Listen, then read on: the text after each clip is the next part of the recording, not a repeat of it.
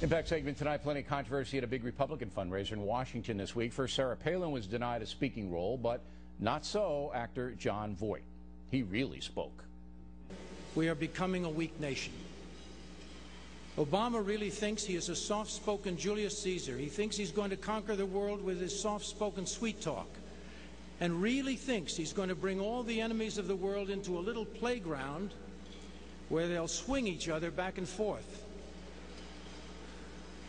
We and we alone are the right frame of mind to free this nation from this Obama oppression.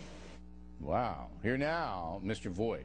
So what is your essential beef when you just cut down, it was a long speech you gave, with President Obama? What's the main complaint? Well, there's essentially this, Bill, if I had to break it down. We were warned by Hillary Clinton that he had no experience, that he had no qualifications. We were warned by his now Vice President, Joe Biden. He had no experience. So he was a novice. And now we're getting what we could have expected if we had listened. We have a fellow who's bringing us to chaos and socialism.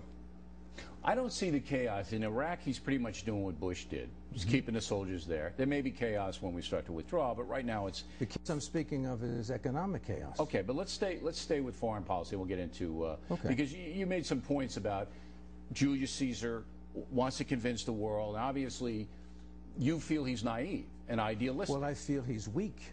Feel he's weak. And just exactly why we have this muscle flexing from Korea.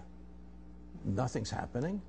What would you do, though? I mean, you know, we've talked this over. It's a very tough situation in Korea. Well, there must be a response. What kind of a response? Now we're getting into a really tough area. Are you? Do I have the experience to say something that deeply needs to be said? I have a head on my shoulders, and I can think of a few things, but certainly they should be let to know that there were going to be consequences. I think you're right. I think that Obama has to basically say to them, look, you can't be kidnapping American citizens, and if you do, you'll pay a price. But he, as we said, Kim Jong-il wants Obama to overreact. Now, going back to the experience... Is that what you think it is? Oh, yeah. I think Kim Jong-il wants... I don't think he thinks there's going to be any response whatsoever. You may be right, but I think he wants one. He'd love for President Obama to send over some bombers and do something. He would love that. That's what Kim Jong-il wants. Now, how do you know that? It's an educated guess because I followed the man. Okay. He's a provocateur. He has no value of life at all. He's like Saddam Hussein. Saddam Hussein thought he'd get away with it, and he wound up dead. Kim Jong-il, same mindset. Tyrants are always like that. Now, when Obama got elected, were you willing to give him a chance, or from the jump were you saying, this guy is going to be a disaster? Well, look, we all want our president to be supported by our country and to do the right thing. But I knew a little bit more. Look, he was a fellow who was associated with all the wrong people. The signs were up. His associations with Bill Ayers, with Alinsky, with Acorn, with Flager, with Wright. But no one seemed to take the warnings. Well, and his inexperience was quite evident. Millions of people voted against him. It's just that more that voted for him. But you were willing to give him a chance? Absolutely. You were.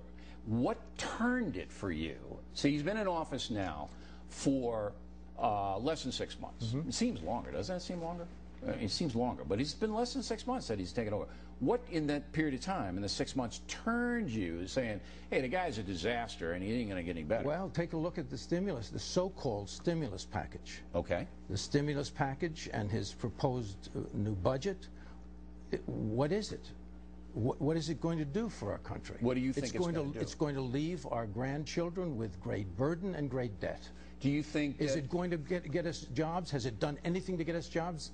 Obama himself said we're going to hit a ceiling of 8% unemployment. We are now at 9.4% unemployment. Now, my colleague Glenn Beck thinks that it's going to be economic Armageddon, that's what's ahead. Do you think that?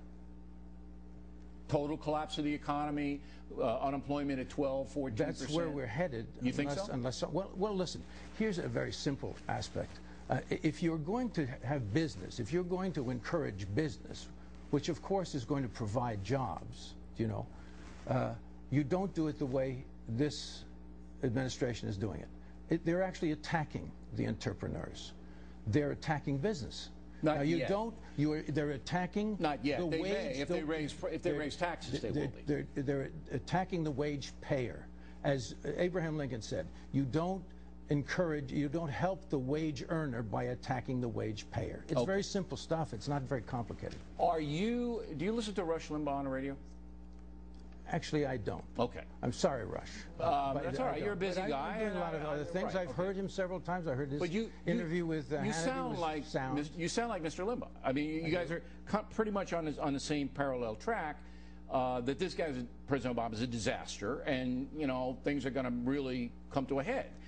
So my final question to you is there anything that Obama could do at this point to change your mind? Well, listen, Pravda said that we were amazingly speeding toward Marxism at an amazing rate. Pravda, which was the, Russian news agency. Yeah, which is the Soviet news agency. I think it's evident. I think people just have to acknowledge it, say, yes, that's what's happening here, fellas. This is a very extreme agenda. I think it could, but I don't think it is there yet. I think that there's a lot of decisions to be made. I think that next November, we'll know. Mr. Voight, thanks very much for speaking up. Whether you agree or I don't agree. No, I think we don't have any time. I was going to give you a compliment. We got to go. Whether you agree or disagree with you, you're absolutely exercising your free speech rights, and I wish more Americans would do that. You're very courageous. Thank you. Thanks.